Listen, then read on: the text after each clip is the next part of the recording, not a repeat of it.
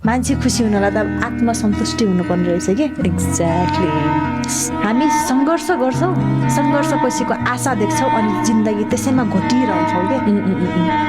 तर सङ्घर्ष सँगसँगै आफूलाई पनि त खुसी बनाएर राख्न सक्नु पर्यो नि त। सबै चिज लाउन खान रमाइलो गर्न मात्रै होइन कि, आत्मसन्तुष्टि हुनु पर्यो कि। ठुलो कुरा हो त्यो लाइफको धेरै राम्रो कुरा। आत्मसन्तुष्टि भनेको तपाईँको मुस्कानबाट, तपाईँको हाँसोबाट, तपाईँको स्माइलबाट आउँछ कि। तपाईँ जतिसुकै पीडामा हुनुहोस् होइन, हाँस्नु त एकछिनमा मुड चेन्ज हुन्छ कि।